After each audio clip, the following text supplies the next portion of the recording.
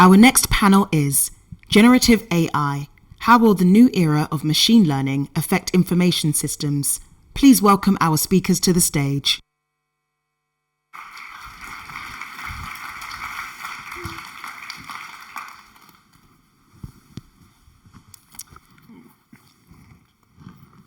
So welcome to our panelists. I've got Leslie from Microsoft, Willmary from Access Now, Ezra from NPO in the Netherlands, and Charlie Beckett from the LSE around the corner. We're going to start, Leslie, with a perspective from you at Microsoft as one of the companies that's at the edge of developing and investing in some of the technologies that the panel is focusing on. From your perspective at Microsoft, what do you think generative AI can offer our democracies? We've heard something about the threats, the uncertainties, but there might also be positive opportunities here. And what do you think needs to be in place for us to realize those and guard against some of the things that arguably didn't go so well with the first iteration of the web and Web 2.0? First of all, let me say thank you for having me here. Great to see everybody. And to maybe dive into your question, I think one of the things that is a benefit, that could potentially be a benefit, is giving people recreating or rebuilding the trust that's been lost by transparency. And this is something that Microsoft is doing with a variety of initiatives, with their Democracy Now! Initiative, that really helps to bring people together using technology to further democratic norms, to find and displace misinformation, disinformation when it happens, and I think just to continue the rebuilding of trust that I think we've lost in the last couple of years. And when you see what we're doing at Microsoft with a variety of initiatives, you see something that hadn't been done with Web 2.0.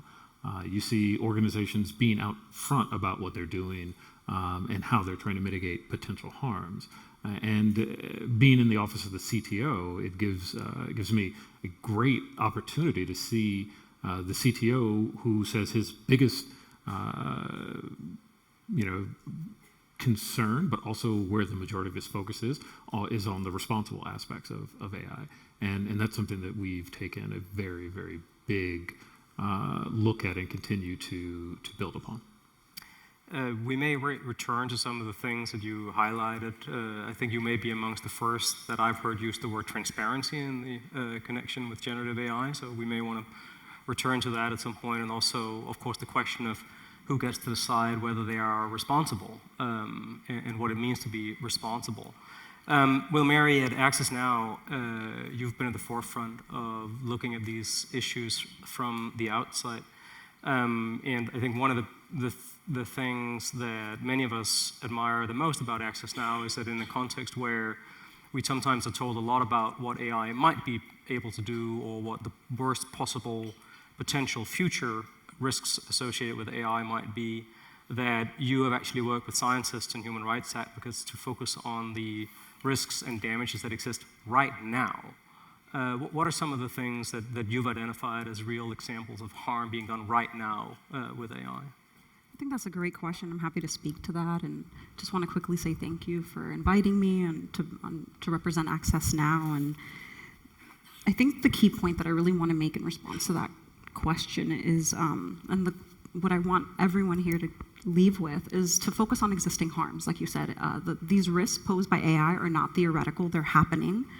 There has been somewhat of a fixation on existential threats, but academic scholars have, for the several years, have debunked these sci-fi speculations of super intelligent AI, and they've pointed to very real, heartbreaking harms that we're seeing now, ranging from the use of AI systems allegedly to enhance productivity, which has led to worker surveillance, AI systems used in the context of migration that cut corners in translation and put refugees at risk.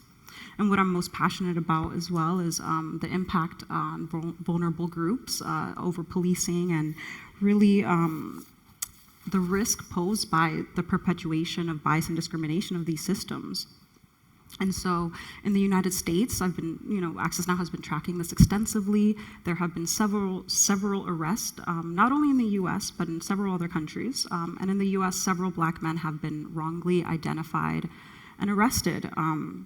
The most recent case was of Portia Woodruff. She's 32 years old, I'm 31. So it's very difficult for me to imagine being pregnant and arrested in front of my children and spending 11 hours while pregnant in jail. There was the case of Alonzo. He was in prison 9 days, which after seeing the past panels, of course, that does not compare to 1,000 days or several years, but it is something that is happening.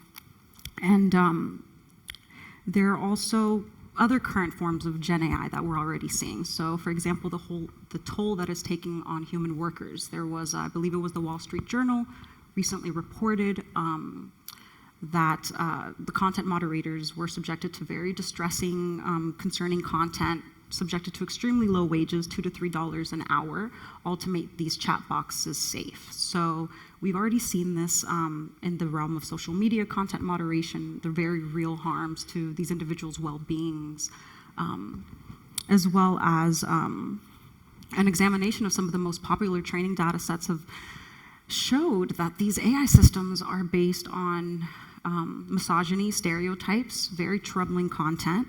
And two examples that we've seen this kind of manifest in the last year and a half is the Lensa selfie enhancing app that produced non-sexualized, non-consensual sexualized, and even nude images of Black, Asian, and Latina women due to the biases that were already in the system.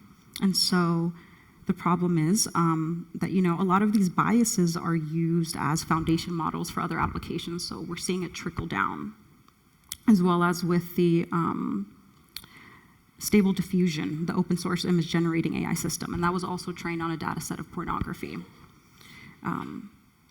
We know that there are very real issues going on right now. We know that there's been several reports. For example, I believe the Markup just came out with a report in the United States indicating that predictive policing is only accurate less than 1% of the time. Okay, so these are very real concerns. And then when it comes to generative AI, kind of thinking about these future harms, I think it's a little bit less talked about of how the way that the future elections will work. We've just seen the video regarding deep fakes and AI-enhanced campaign ads, which is something under scrutiny right now in the United States. The Federal Elections Commission is accepting comments in that arena. So in regard to the existing harms, we already know that these AI systems are biased. They don't work for dark-skinned women. They don't work for Asian women. When you endow the police with these tools without the lack of adequate oversight or training, it's harming people every single day. And so I'll stop there. I mean, I think these are powerful examples, in part by drawing attention to issues. I think many in the room are conscious of the problematic nature of content moderation by private companies, the way in which corporate use of these technologies can be invasive of people's personal privacy in very troubling ways. But also, as you rightly highlight, the way in which public authorities can use some of these technologies in really troubling ways around migration, law enforcement. And I think a rule of thumb that Sophia Nopal and Virginia Eubanks and others have suggested is that the way in which tools like these are used against poor people and oppressed groups is normally often a good leading indicator of how they might eventually impact a lot of other groups as well. So even those like me who haven't been at the receiving end of that, I think ought to really take notice of the issues that you describe. And I didn't get into the privacy harms of these tools. OpenAI was hacked, I believe it was in March, and they announced it in May. So what was the prompts that people are putting into these chat boxes, what private information are you handing over and how can that be used against you? Do these developers, do these companies have the correct measures in place? So there are a lot of harms I haven't even mentioned yet. In addition to your work on identifying and document examples of harm at Access Now, you're also working hard on offering frameworks or approaches like those Leslie gestured at from Microsoft, as to how companies and governments and citizens might think about the responsible development of these technologies and realizing their positive potential. What are some of the things that you at Access Now believe could and should be done right now to address these harms and prevent and mitigate against future harms? Absolutely. So particularly for the United States, my answer is data protection. I always try to paint this. I was reading a hiking book a few months ago, and I often try to conceptualize it in terms of tech policy. And so I'm going to give you kind of a metaphor. So imagine you're hiking Mount Everest and you get to the top and you have 2 oxygen tanks. One is for data protection and one is AI regulation. But you need both to survive. And so I know that's a little bit extreme, but that's how I think that can resonate with some folks. And I think that both laws are really needed to regulate harmful AI. And the U.S. is light years behind on passing a data protection, comprehensive federal data protection regulation. There are existing gaps in the law. They are trying to tackle it through those existing laws, civil rights laws, and different federal agencies, but there's still a strong need for a federal data protection regulation. So I would say that that is kind of at the forefront of what can be helpful for countries. Going a little bit granular, I think that emphasizing human rights-centered policy is critical. Good policy centers around human rights and democracy, and so that's something that we're very adamant about. We've been kind of in behind the scenes of the AI Bill of Rights blueprint, as well as the Access Now EU team has involved in the EU AI Act negotiations. And some of the things that we call for there and criticize heavily was the failure to include migrants on the move, a risk-based approach as opposed to a rights-based approach. I think that it's important for people to accept that AI is not neutral. It empowers certain populations and it can disenfranchise others. And so focusing on the substance limits to that abuse of power is important. I mean, there are obvious things that we could talk about: transparency, explainability, accountability, but I think that those are half measures.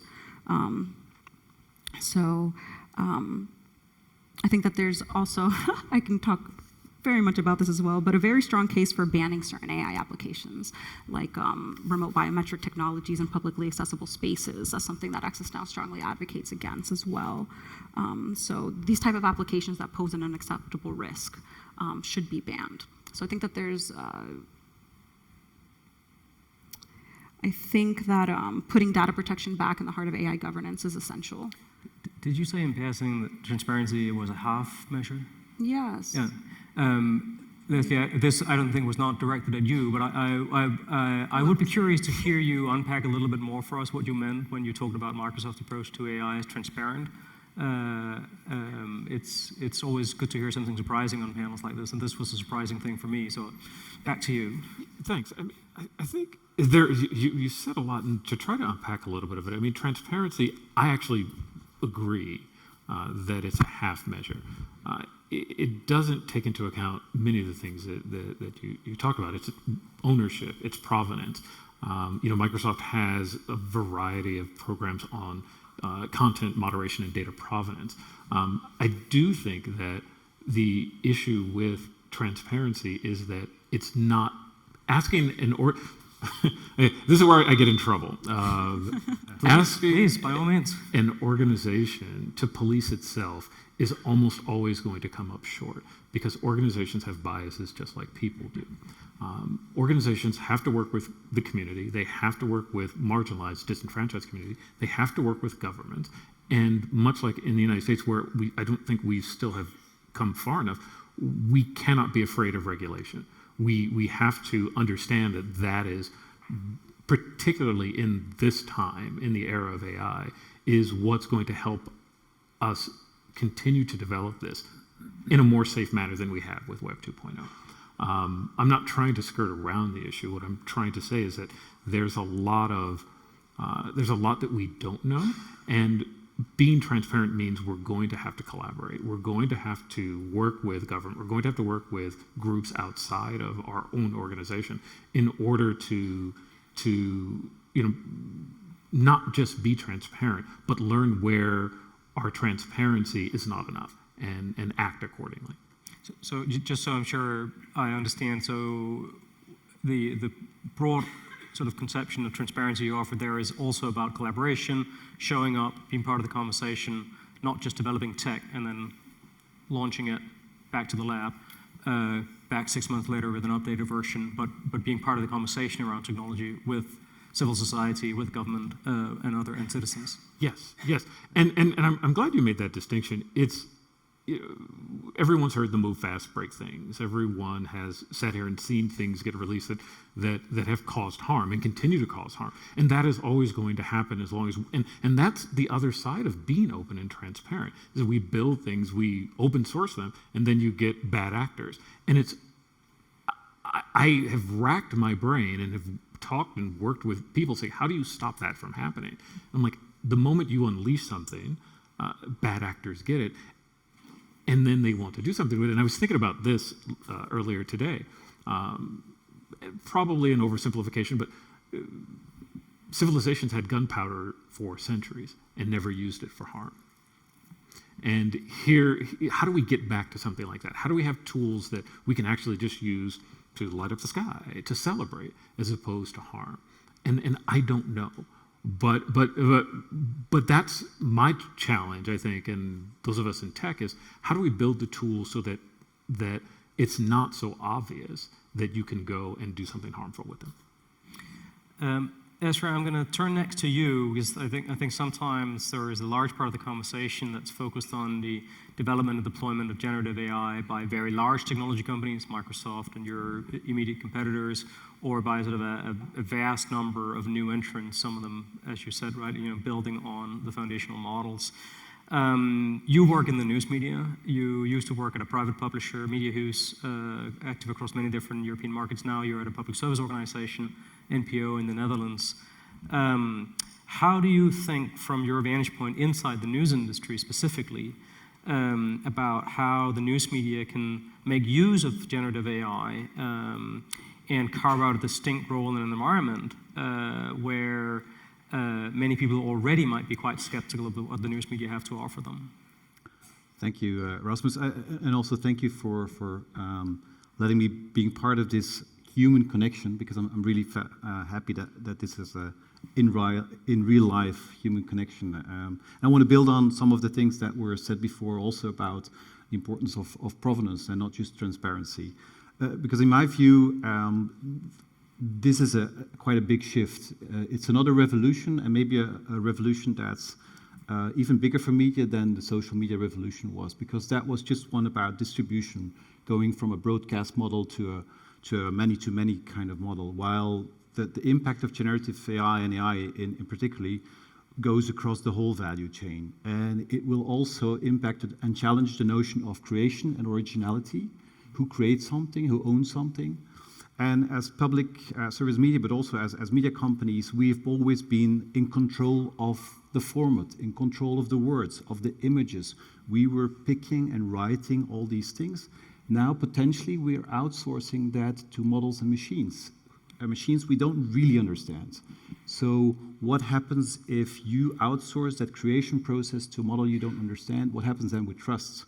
Because I think trust is partly based on the content you make and how reliable that is, but it's also partially on the connection you have with the humans behind that, with the brands behind that. You know that somebody wrote this. You know that somebody made this.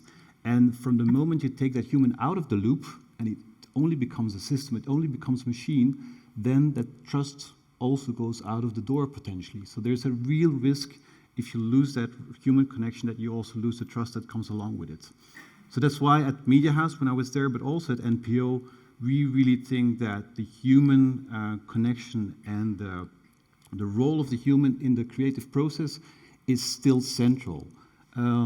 We think that our journalists and our newsrooms are responsible and accountable for what we put out. Even if they use generative AI, in the end, it's the human who should be responsible and accountable.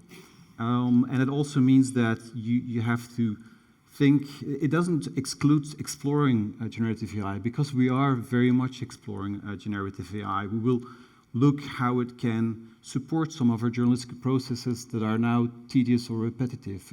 We're looking into how it might add intelligence that we cannot have at the moment ourselves, or certainly not at the speed that we would like to have? Can it transform the way we tell stories? Can we reach more people by using generative AI? These are all kinds of things that we take into account, but we have to start from being personally responsible and accountable, and also have the transparency as well in terms of explaining to the audience how we use generative AI, why we use it, and I think at some point specifically also labeling content that is generated with generative AI. And once you have that foundation, then there's plenty of exploration opportunities. We're looking into automating things like transcription of audio, or annotating content with metadata, which is now a very tedious process, and we make many mistakes. Helping or doing that job assisted by AI is really improving discovery for people in our content. We're adding value and trying to reach more people by automated translations, or even summarization, always with a human in the loop still. And I think at some point, if the models become more reliable and kind of grounded in some of the ethical values that we want to have, conversational formats might also become like a really good way to kind of communicate some of the news that we want in a different way. As an example, at this point, NOS, our news broadcaster, because the NPO is a family of broadcasters, has a format. It's called the News in Easy Language. It's a dedicated team that makes news for YouTube and puts it out there for those people that currently feel that our news bulletins are just too hard to understand. It takes a lot of time to translate that in a very digestible way, and we think we can use generative AI to actually assist that process, to make those, to kind of draft those summaries, to maybe spot the words that are too difficult and say, hey, here's an easier way to use these terms. So that's where we currently see using generative AI could really be of a benefit as well. Finally, I just want to say, we're not the only ones using these tools.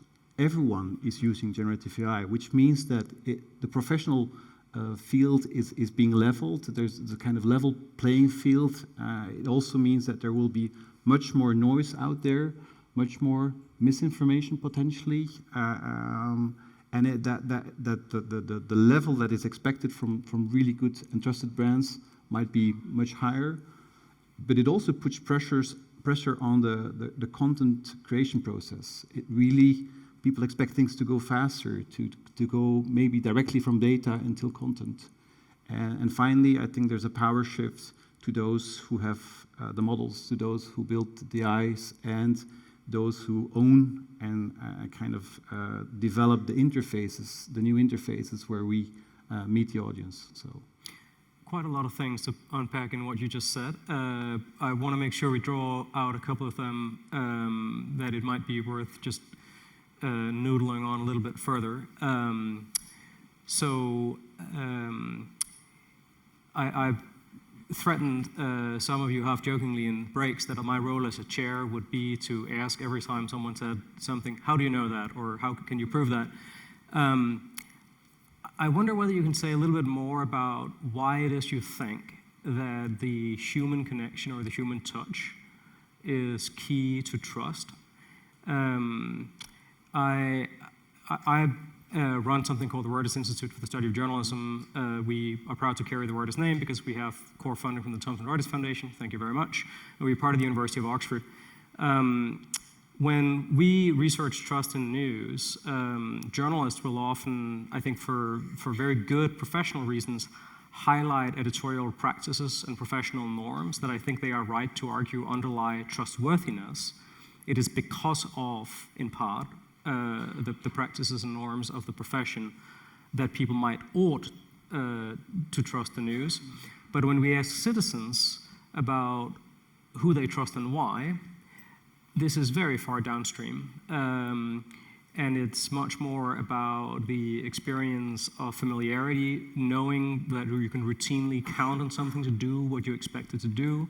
It's about the sense that this thing is produced and practiced with a sensitivity and affinity to the values and priorities of you and people like you, your community, that you are, that there is an ethos of care, if you will. And it's about endorsement, from people that you respect, whether they are in your primary groups or elites that you orient yourself towards. And it's actually very rare that citizens, even people who are pretty heavy news consumers, will say, well, I trust these people because I think their editorial practices are good and I know these journalists, or because I've read their principles. It's actually exceedingly rare that we hear that. So what makes you say that the human touch is particularly important here? So when I was talking about a human touch, I was talking about the connection with, I trust that person. Mm-hmm. I know that's a reliable journalist, rather than I know his journalistic process, or I really understand that he does 15 fact checks for every item. It's much more, I know him, I've been following him for years, I know the trusted public service media brand. A lot of times we lift upon not so much our practice, but the fact that that brand is trusted more than some commercial brands. Mm-hmm. So it has not directly a relationship with the processes behind it, I would say. So I think I'm a bit in the same kind of thinking as you just described. The second thing I think you said that is worth just hearing just maybe a little bit more about is the, I think you were very clear that journalists and editors and news media executives should be realistic about how much control they have over the adoption of these tools in our media environment more broadly. Platforms and startups are developing and deploying these tools. Many users are picking them up. Almost everyone else who communicates in public, at least judging from the volume of marketing emails that I get, and how that's changed in the last sort of 9 months or so, are using these tools very actively. And you highlighted the point about the power of the providers, of those who provide the tools. Can you say a little bit more about how much power you actually feel the news media industry has in terms of determining how these tools are being used in our societies, and how you think about the relationship between yourself and the companies that provide them, Microsoft, Google, and a few other competitors? Yeah. I think we have some power, but it's certainly limited if you're from a smaller country like the Netherlands. You just don't get to talk with the product people or the people that really make the decisions in the big tech companies. However, we do feel that there is at this moment an urgency collectively to address this. So we find each other, even our competitors, we find each other as public broadcasters with the EBU, and we try to set up these discussions. I think for now we might be a bit too much concentrated to understand how it might affect our business model and how can we make sure that people still trust us. I think we also have to take the step to defining and formulating much better what we expect these models do, in order for us to use them responsibly and have that conversation with technology companies.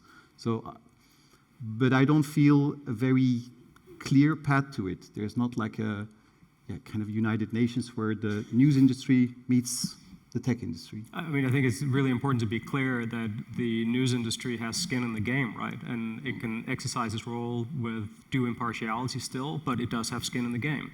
The internet took away distribution. The rise of platforms took away discovery. Will generative AI take away content creation? Question mark. It's not an entirely disinterested industry or profession, and it's tough to contemplate, yet another digital revolution that challenges the premises of both the profession and the industry. But before I turn to Charlie next, who has an insight into how these things are developed in many different places, can you give some specific examples for participants today of sort of encouraging or interesting or promising uses that you've seen of generative AI in journalism and news media? So I think the ones that I find the most interesting is where you can actually reach new people, either by automation of translation and reaching more people within your country or across the country borders. Reformatting in terms of there's only so much you can do as a human, but making sure that different groups that either have the lack of understanding of all the the background of the news, get a contextualized version, something that's more graphical, so going from text to visuals and actually having AI helping with that. But also, I would say even more, because these are all consumer-facing and audience-facing examples, I think in the back office, as a brainstorming tool, as a tool to parse data or to structure data, these tools can actually help journalists also uncover truths in data they would never find themselves. So it's all about how you use it and having that kind of human check of the end product. So I think there should be almost a Chinese wall between the process and then the end result somehow. Thanks, Ezra. Charlie, in your work in the Journalism AI project, you have the privilege of speaking to news organizations, journalists from all over the world about AI and how they use it, and you have your own insights into this. I mean, I'm sure you've come across many inspiring examples that might supplement what Ezra just said, but without necessarily naming any names or getting you into legal trouble, can you think of some troubling or ill-thought-through examples that you've come across where you feel journalists and news media have not thought through how they use these tools? Yeah, I think the main change, obviously, with generative AI, and the project's been running for 5 years, as you know, and traditional AI, in a sense, was, in a journalism context, a bit safer, partly because the tech people looked after it.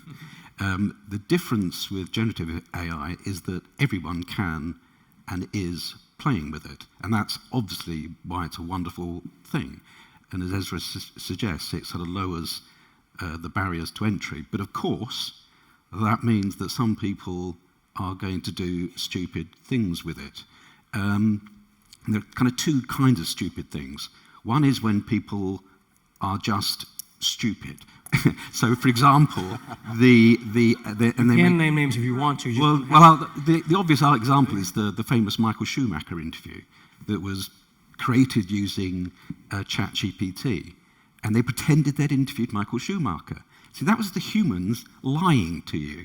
That wasn't the machine, doing something wrong. It was the humans using the machine really badly. And I think the other mistake that people make is, and this happened a lot when it first came out, when journalists first looked at it and they were writing about it, they would often say, aha, I've managed eventually to make it say something racist, or it can't write an epic poem in 15 languages. It's made a mistake right in the middle of it. Well, it wasn't designed necessarily to do that. And if you are going to make it do something more complicated, then you need to learn the art of the prompt. And, sometimes journalists don't like the idea of learning new skills. So that is a kind of flaw, if you like. But generally speaking, within the journalism context at least, I think that the advantage in a good newsroom, like the ones that Ezra works in, is that this is what journalists do. They manage tools. The job of a journalist is to check things, to check your sources, to verify things, to use your human judgment, about whether this is important or it's not important, to think about a story emotionally. Why should we care about this? So Ezra's point about keeping the human in the loop isn't just about avoiding mistakes, although that's vital. You need an algorithm editor, you need people to review what you're using the tools for. But journalists are used to that. Journalism is a very provisional process, full of mistakes, and we saw dramatically yesterday a huge editorial blunder that had nothing to do with the tech, directly at least. I think, when we speak, we just published a report about what journalists are doing with AI around the world. And it was interesting, we asked them, obviously, specifically, what do you think the risks are here? Because, there are mistakes that are going to happen, aren't there? When we start to use this more generally. And the sort of fears fell into three broad areas. One is just the problem with AI, and you spoke about this, algorithmic bias and discrimination and so on, the inherent problems that it can pose. And that applies to any industry.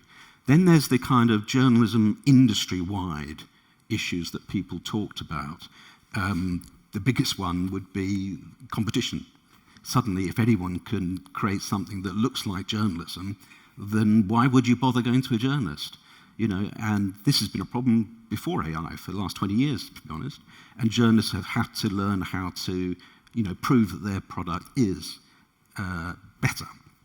So you have these kind of industry problems, and you mentioned one as well, that we are a tiny industry.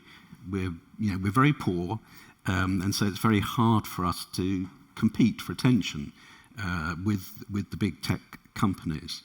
And then there's the specific problems, I suppose, or risks at least, that people told us about for journalism, you know, in a newsroom as you're doing it. And, you know, one of the most obvious ones is inaccuracy. And I'm encouraged that most newsrooms that I spoke to were not using it to publish direct. They were not using it as the only source. They were much more likely to do things that Ezra mentioned, like reformatting and so on. And that's because, you know, as we all know, it's a language machine, not a truth machine. It's brilliant at giving the impression that it's intelligent, but it does not know anything is a fact. It doesn't know what is true and what is false, and so it's so keen to please us. You know, it sometimes hallucinates. So in that sense, you know, that's the kind of specific issues around, you know, how reliable and trustworthy it is. But again, you know, this is something that journalists are supposed to be good at. You know, we're supposed to be good at identifying reliable sources and verifying things. So generally speaking, you know, there's this kind of, I suppose, a kind of existential threat.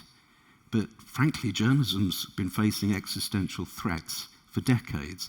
And those threats are not just about tech.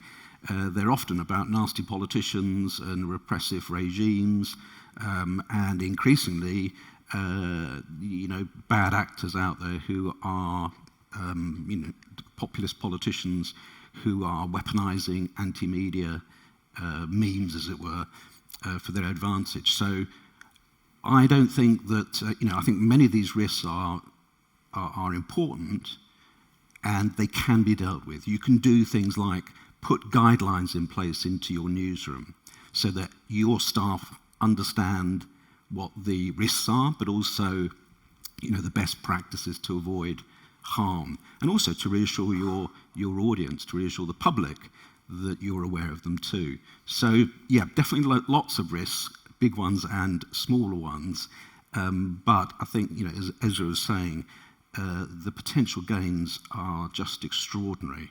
And again, the news industry is different to, I don't know, pharmaceuticals. We are in a very fragile position. We have been for decades.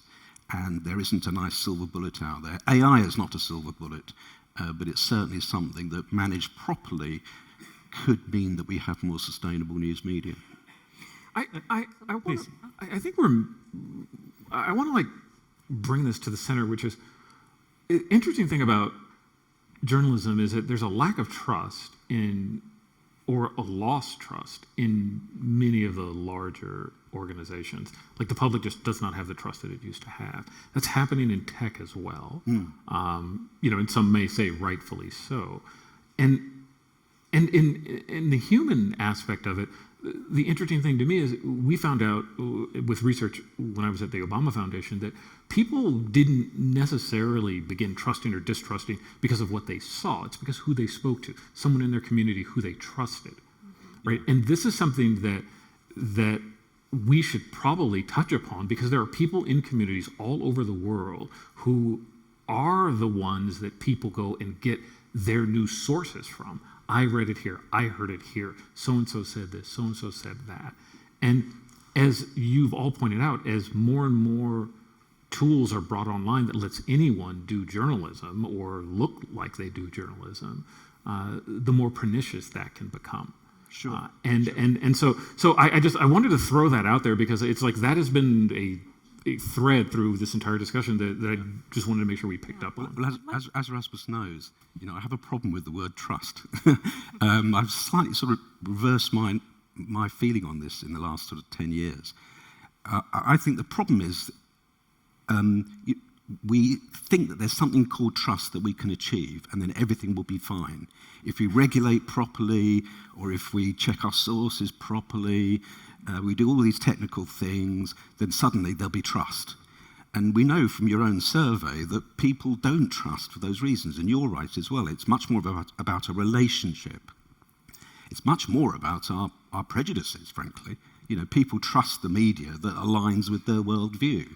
They don't align according to its, verification policies or anything like that. So I think that we've got to be much more realistic about what kind of relationship we want. And I think it's so true with technology as well, that people don't necessarily want to be given a readout of the coding in your algorithm. That's pretty useless for them. They will judge the technology by its effects. And if its effects are pernicious, well, then that's a policy problem, that's a political problem. It's not a moral problem about trust being gained or lost. So I think it's much more about focusing on real relationships and real expectations. What do we want? When you complain about, BBC bias, what do you mean? Do you mean it's not left-wing enough or right-wing enough? Or do you just want it to be on your side, in other words?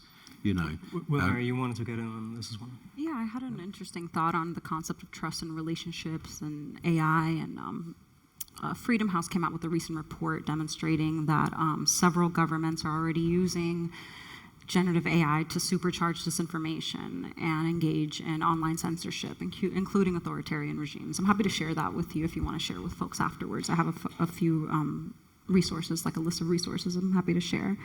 And so to Leslie's point about kind of the relationship dynamic within the community and how sometimes disinformation, misinformation can trickle down within our communities. And so you start thinking about how generative AI can supercharge disinformation. It can be used to micro-target certain communities. Deep fakes, as we saw, I thought that was a great example of was it a Chinese content creator that created a deep fake video alleging to be someone else? We saw something quite similar where there were micro-targeted campaigns against Black people in the United States around the last election. And so thinking about the reliance on the mis and disinformation that we're seeing, how difficult it is to sometimes to verify, right, authenticity, and then how you think about how when AI is used to rank posts on certain platforms, how that can enable like a mass deprioritization of news outlets in favor of this possibly fake manipulated media.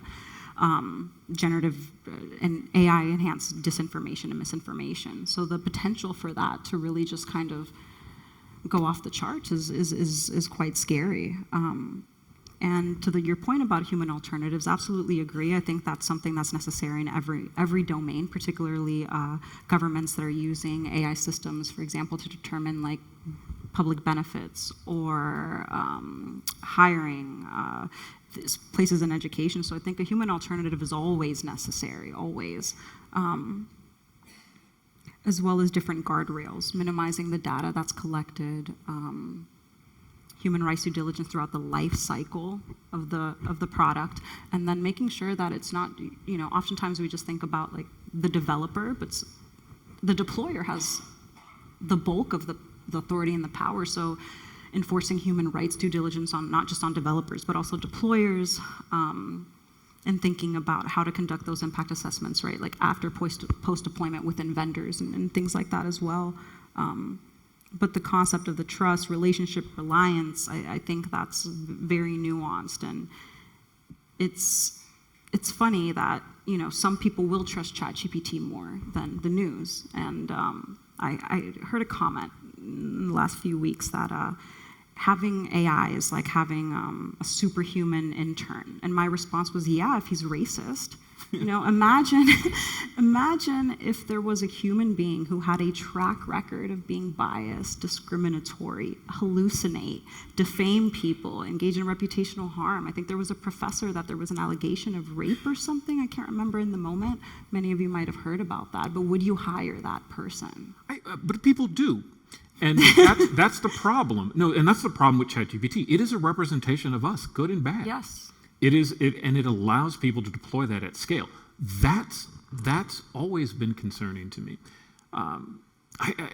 Something that I've touched upon for years is, where's the nutritional label for what we consume?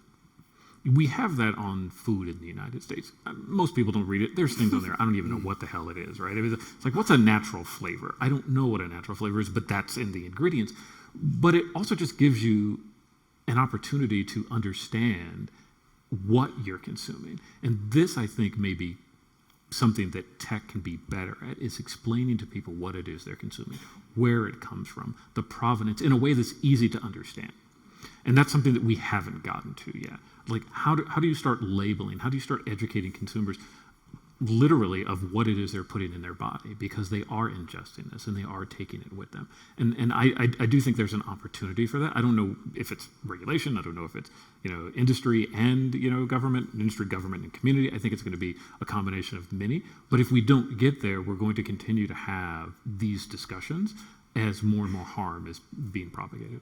I want to make sure we get some questions in from the audience. People have begun to submit them on the app, so I'll begin to take them from there. I'll make sure that all the panelists get a chance to engage with those before. I'll just offer a researcher perspective, Leslie, on what you said towards the end, the idea of nutritional labels for information, which of course, NewsGuard as a private company and others are offering up to the ecosystem in different ways. I would just invite each of you to think about, in the area of public health, we have a high degree of scientific consensus as to the net benefits or problems associated with consuming certain kinds of food or certain combinations of ingredients of food. But in irreducibly diverse societies where we disagree vigorously and don't always get along, would you want a bunch of people like me to, do informational nutrition labels as to the net benefits and net harms of information that you come across? It used to be that it was people like me, journalists, and Ezra, before the nasty internet thing came along. But we were the people who decided. We effectively said to people, this is healthy information because it's in a newspaper. And you know what? We were criticised a lot, quite rightly, for the way we did that. And of course, the point is, as you say, it's now opened up.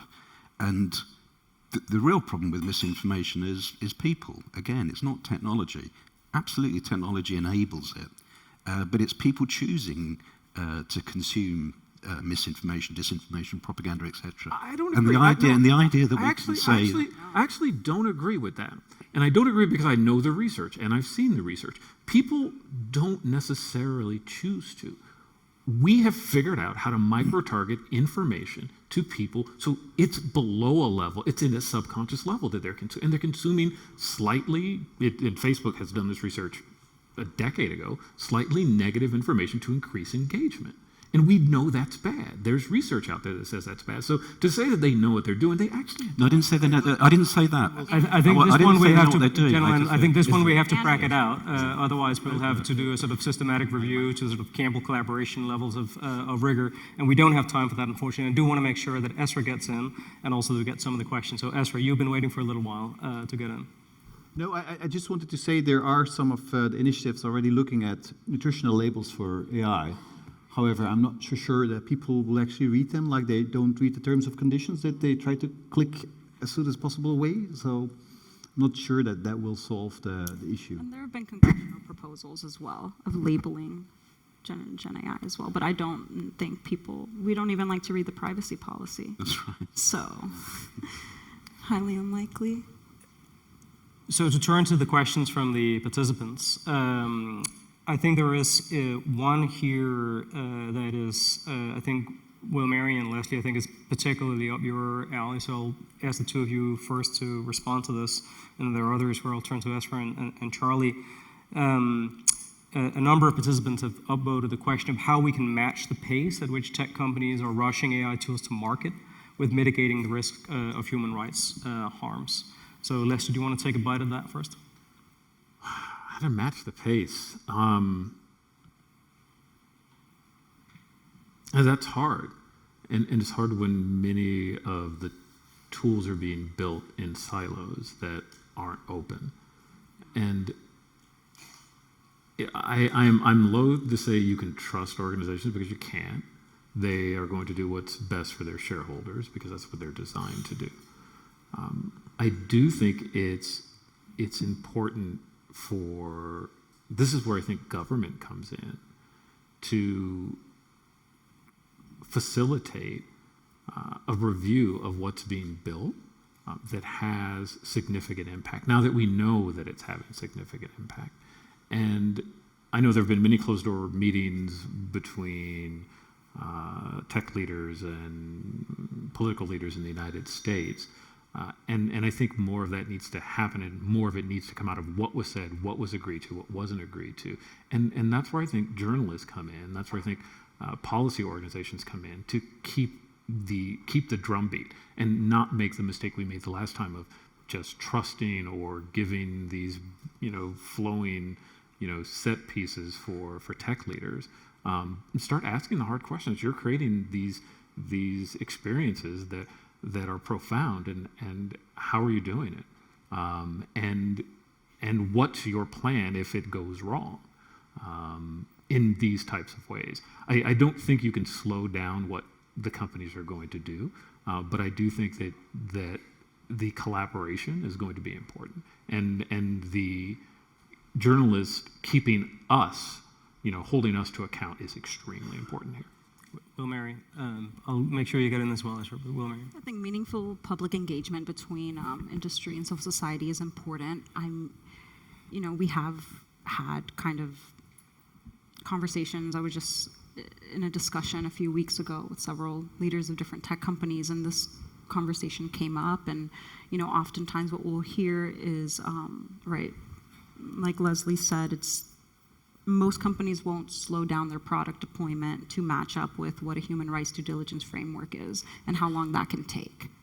And so I think it's something that civil society industry is still kind of figuring out. I mean, naturally, as a human rights defender, my response is human rights due diligence, period. But you have to think about kind of the nuances that come into play. Should civil society be engaged in every step of the way? Will that be as effective as we want? Thinking about the same strategies that we're taking towards social media content moderation. Do we want to take that towards AI? How will it differentiate? Earlier we talked about transparency. Sometimes knowing that doesn't lead to rights or redressability. And so that's why I mentioned it was a half measure. I mean, just two things to insert here before I turn to you, Ezra, on this. One is, I think it's worth noting just how different this phase of the digital revolution is from Web and Web 2.0, in a sense that all the big tech companies are publicly begging for regulation, though always at the same time privately saying, but not that regulation. And I think it's of course, it's self-interested, as Leslie rightly said, that they're private companies. They have to pursue self-interest within a market of capitalism. But I also think it's the voice of experience. I mean, they've all seen it's going to go belly up, and they're going to be held responsible for it. And it's hard to find a path through this, and they wouldn't mind if elected officials took the responsibility for that. Only it turns out it's also hard for elected responsibilities to find a route through that. And the second thing I wanted to add is then, you're at the forefront of the human rights fight for a better environment around these things, but at the same time, you don't have to spend very much time reading the sort of business media and financial media to be reminded that lots of elected officials are very busy right now touting their business-friendly AI regulation approach, right? There is regulatory competition between different jurisdictions, all of whom, or many of whom, want to be the commercial node of development of generative AI in the future. And it's not immediately obvious that human rights is going to be at the centerpiece of how they want to approach that. Ezra. No, I maybe have a naive question to you, Leslie, but I know most of the big tech companies have so-called red teams that look at the risks and that kind of are the first who spot potential risks. I'm wondering if those teams cannot be opened more so that they're also having people like policymakers and maybe other stakeholders on there so that they early on can think along in terms of consequences? I'm glad you brought that up. We actually do have a red team. The red team is not just internal, there are external folks as well. So yes, that's happening. Probably not at the openness that I think would make anyone 100% comfortable, and it's going to be a work in progress. So I know we're doing that. I don't know what other tech companies are doing in that space. I know they have red teams. I don't know how open those red teams are. I think there needs to be a very strong relationship between red teams and regulators, red teams and organizations like yours, Willmary, so that as we're building these and starting to test them, that we're bringing people inside. I mean, I hate to even say this, it's about a decade ago at Twitter when I was leading the security and safety team there, we actually brought in the ADL, we brought in Planned Parenthood, we brought in, early on and saying, these are the things that we're doing, how do you see them being weaponized and how can we work with you? And I think we're starting to do that more overall in the industry. That's a sign for me to stop talking. So the next question from the audience, I think is for you, Ezra, and maybe Charlie as well. AI models are owned by big tech, just as social media platforms and search engines, we might add. We all know how that turned out. Is it important for newsrooms to create their own proprietary models to protect their editorial line? Ideally, you would like to build your own models, but it's quite complex to build these very big models. You can, of course, go to smaller, more proprietary models. And like in the Netherlands, at this moment, we're working with the industry on a Dutch language model because smaller languages don't get the same kind of attention as bigger languages. So and we're seeing that also in different European markets. There's also a way to have models built in a federated way so that data doesn't have to leave computers. So there's different new models, but they're very exploratory at the moment, and we don't know how successful they will be. Charlie, views on this? Build your own models or AI as a service? Ezra's dealt with the technical bit, but there's also just this, the bigger relationship with the tech companies. Where does this go in the next several years? And we know, for example, the disaster of the Facebook-inspired pivot to video. Remember that? And then they changed their minds, and they changed the algorithm, and suddenly a load of businesses got burnt. So I think it's important that newsrooms retain as much sustainable independence as possible. But that's going to be very tough, and it's really important that we try to have proper relations and negotiations with the tech companies, like this conversation, because realistically, they have the R&D resource and will create products, and I think we all want to have input into that process. There's one optimistic bit which some CEOs have said to me, which is, at least this time, there's more than one company developing generative AI. It's not like search or something, or Facebook, which was often the internet in many countries. It's like saying it's a good day for a Danish summer. That's right. Yes. So in our last 2 minutes, can each of you offer participants, if you were to sort of share with them just one thing that you think generative AI might mean for public debate, what would it be? Lightning round at the end, and then we'll wrap up. Any first takers on this? One thing. What did you say that it might need? Might mean for public debate. Willmary?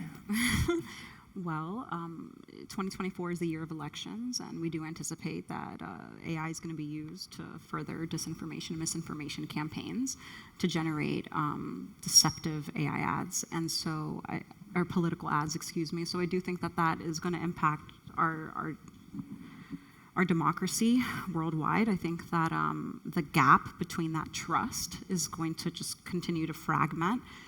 It's already difficult convincing my father that the YouTube channels he's watching is not good, and for, especially in other languages. I think that we're going to see a lot of issues regarding the multilingual concerns and this impact on vulnerable communities as well. So misinformation. Ezra, one thing? I think my biggest worry is, how do we still know what's real? And of course, if you don't know anymore what's real, then how do you have a common debate about something which somebody might assess as real and somebody else might see as not real. I think that distinction becomes smaller and smaller every day. Misinformation, authenticity. Charlie? I'm actually much less worried about misinformation, strangely. I think it's such a terrible state of affairs already. I can't see it getting much worse, genuinely. My hope... Heard it here first. Wait for it. Wait for it, yes, exactly, yeah. The eternal optimist. My one big hope is I'll do one big ray of sunshine, which is in a wicked world with bad misinformation, good journalism will be able to use these tools to optimize the user experience. So we won't flood you with content. We'll give you the verified, reliable stuff that's been edited and even created by a human in the format that suits your behavior and your mood and your interests. Superpower and good journalism. Leslie? I think it's the speed at which generated misinformation can spread that scares me. Because once it's out, you can't pull it back. And as we've seen over and over again with market hiccups, with whether it's a political or a company, misinformation, it just spreads like wildfire. And those, the destabilizing effects of those are really concerning. So we're going to end with misinformation. Please join me in thanking the panelists for their insights today.